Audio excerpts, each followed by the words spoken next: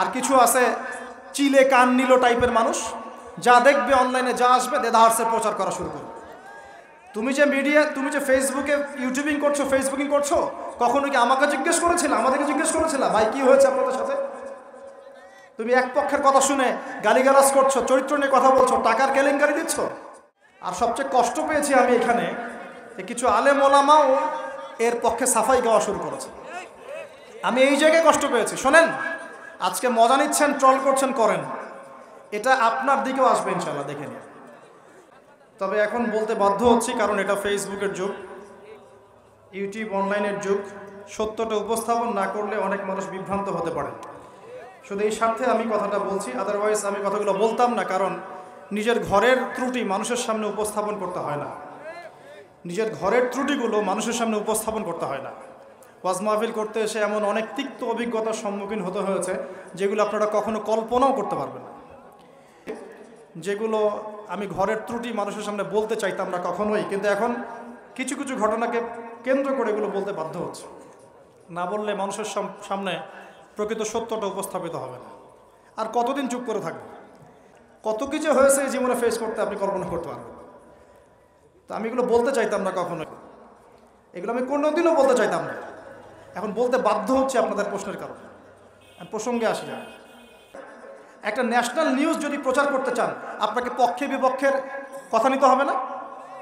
একটা national news প্রচার করবেন তাহলে বাদী বিবাদী উভয়ের কথা শুনতে হবে না? এই হলুদ সাংবাদিকতা, টোটালি হলুদ সাংবাদিকতা, এর পিছনে কি উদ্দেশ্য? উদ্দেশ্য হচ্ছে এক নাম্বার ওয়াজ মাহফিলকে বিতর্কিত করা, নাম্বার ওয়ান। এক নাম্বার উদ্দেশ্য ওয়াজ মাহফিলের যে চলমান সিলসিলা বাংলার মাটিতে চলছে, এই চলমান সিলসিলাকে বিতর্কিত করা একটা প্রধান উদ্দেশ্য, এক নাম্বার। দুই নাম্বার, ওয়াজ মাহফিলে যেসব বক্তাদের মাহফিলে বেশি মানুষ আসে এই বক্তাদেরকে জাতির সামনে এই বিতর্কিত করে উপস্থাপন করা। তিন নাম্বার, আপনি যদি একজন বক্তা বা আলেমকে বিতর্কিত করতে চান দুইটা ইস্যু লাগবে আপনার। এক, নারী কেলেঙ্কারি, দুই, অর্থের কেলেঙ্কারি। টাকার জন্য যদি আমরা মাহফিল করতাম আজকে 10তলা বাড়ি থাকতো, একদিনে চাইলে আমি 10টা মাহফিল করতে পারতাম। টাকার জন্য যদি আমরা কাজ করতাম দিনের কাজ, তাহলে আমার নামে শত শত বিঘা জমি থাকতো। আমি আল্লাহর বান্দা, আল্লাহর জমিনে বেঁচে আছি কারাগারের জীবনে, আমার 100 কোনো জমি নাই পৃথিবীতে এখন, 100 কোনো, আল্লাহর কসম করে বলতেছি।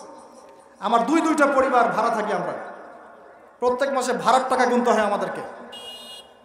আমাদের নাম্বার ফেসবুকে available, WhatsApp number available, phone করে তো বলতে পারতেন যে ভাই আসলে কি হয়েছিল ঘটনা। তার মানে বোঝা যায় এর পিছনে একটা গভীর ষড়যন্ত্র আছে। ষড়যন্ত্র এক নাম্বার, আলেম ওলামাদের অবস্থা কিন্তু দেশে ভালো নয়। ষড়যন্ত্র এক নাম্বার হচ্ছে হকপন্থী আলেম ওলামাদেরকে সমাজ থেকে মাইনাস করে দেওয়া, একটা উদ্দেশ্য এক। দুই নাম্বার, ওয়াজ মাহফিলকে বিতর্কিত করা, একটা উদ্দেশ্য। তিন নাম্বার, যেসব বক্তাদের ওয়াজ মাহফিলে বেশি মানুষ আসছে, জনগণ শুনছে, আমল করছে, ইসলামের একটা ফ্লো সৃষ্টি হচ্ছে, এই মানুষদেরকে সমাজে বিতর্কিত করে দেওয়া। এবং এই কাজগুলোর মধ্য দিয়ে কারা তাদের এজেন্ডা বাস্তবায়ন করছে আপনারা খুব ভালো করে খেয়াল করে নেবেন। আর কিছু আছে চিলে কান নিল টাইপের মানুষ, যা দেখবে অনলাইনে যা আসবে দেদাহার্সে প্রচার করা শুরু করবে। তুমি যে ফেসবুকে ইউটিউবিং করছো, ফেসবুকিং করছো, কখনো কি আমাকে জিজ্ঞেস করেছিলা, আমাদেরকে জিজ্ঞেস করেছিলা ভাই কি হয়েছে আপনাদের সাথে? তুমি এক পক্ষের কথা শুনে গালিগালাজ করছো, চরিত্র নিয়ে কথা বলছো, টাকার কেলেঙ্কারি দিচ্ছ। তোমাদের জন্য দুইটা নসিহত করে শেষ করবো, জাস্ট দুইটা। এক, নবী সাল্লাল্লাহু আলাইহি ওয়াসাল্লাম বলেছেন, কাফা বিল মারই কাযিবান ওয়া হুয়া ইয়াকুলু কুল্লামা সামিআ। কোন ব্যক্তির মিথ্যাবাদী হওয়ার জন্য এতটুকুই যথেষ্ট যে সে যা শুনবে যাচাই বাছাই না করেই তা প্রচার করা শুরু করবে। এক। দুই নাম্বার, রাসূল সাল্লাল্লাহু আলাইহি ওয়াসাল্লামকে আল্লাহ পাক বলেছেন, ইয়া আইয়ুহাল্লাযীনা আমানু, হে মুমিনগণ, আপনারা খুব ভালো করে শোনেন, ইন জাআকুম ফাসিকুম বিনাবাইন ফাতাবায়ানু। কোন ফাসিক, পাপাচারী কোন ফাসিক যদি কোনো সংবাদ নিয়ে আসে সেটা বিশ্বাস করার আগে অবশ্যই যাচাই বাছাই করে নেবেন, না হলে আন তুসিবু কওমান বিজাহালা ওয়া তুসবিহু আলা মা ফাআলতুম নাদিমিন। না হলে তোমরা অজ্ঞতাবশত এমন পদক্ষেপ নিয়ে ফেলবে যার ফলশ্রুতিতে তোমাদেরকে অনুতপ্ত হতে হবে। আর সবচেয়ে কষ্ট পেয়েছি আমি এখানে কিছু আলেম ওলামাও এর পক্ষে সাফাই গাওয়া শুরু করেছে। আমি এই জায়গায় কষ্ট পেয়েছি। শোনেন, আজকে মজা নিচ্ছেন, ট্রল করছেন, করেন, এটা আপনার দিকেও আসবে ইনশাল্লাহ, দেখে নিন। কারণ এটা শুধু আমাকে উদ্দেশ্য করা নয়, এর উদ্দেশ্য হচ্ছে পুরো ওয়াজ মাহফিল এবং আলেম ওলামা এবং পুরো কমিউনিটিকে বিতর্কিত করা।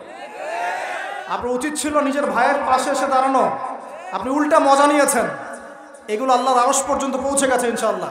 আল্লাহ পাক অচিরেই এর ফলাফল নাজিল করবে ইনশাআল্লাহ। আমি শুধু এতটুকু বলছি, আল্লাহর কাছে হাত তুলে দোয়া করছে, আল্লাহুম্মা ইন্না নাজআলুকা ফি নুহুরিহিম ওয়া নাউযু বিকা মিন শুরুরিহিম। আল্লাহুম্মা আকফিনিহিম বিমা শি'তা, আল্লাহুম্মা মুনজিলাল কিতাব ওয়া সারি'আল হিসাব, ইহজিমিল আহজাব, আল্লাহুম্মা ইহজিমহুম ওয়া জালজিলহুম। এই দোয়ার অর্থ যারা বুঝবেন জেনে নিয়েন যে আমি কি দোয়াটা করছি।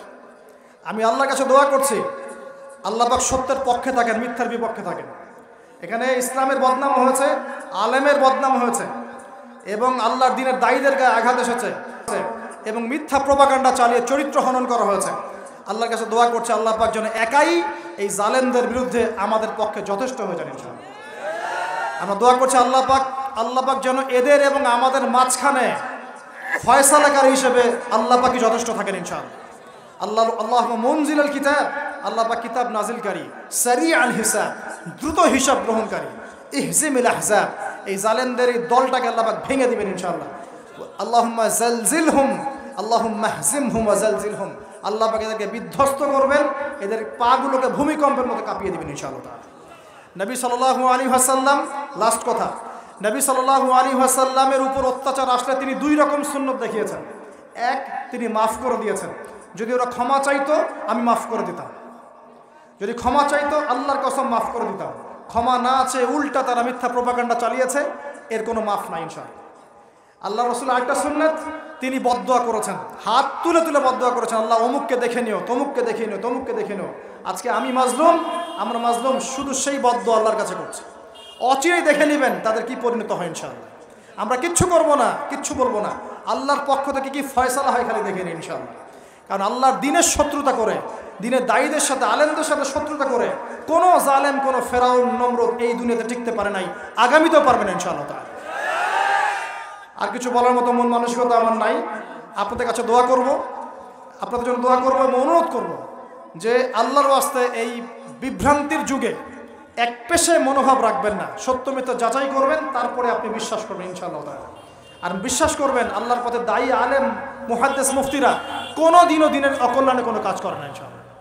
আল্লাহ রাব্বুল আলামিন আমাদের সবাইকে পবিত্র কোরআন এবং সহিহ হাদিসগুলো অনুযায়ী আমল করার তৌফিক দান করুন, নবীর সুন্নাহগুলো মেনে চলার তৌফিক দান করুন, এবং আমাদের মাঝে যত ইখতিলাফ আল্লাহ পাক দূর করে দিন, এবং দৃশ্যমান অদৃশ্যমান সমস্ত রকম ইসলামের শত্রু থেকে আল্লাহ পাক আমাদেরকে হেফাজত করুন, আমিন।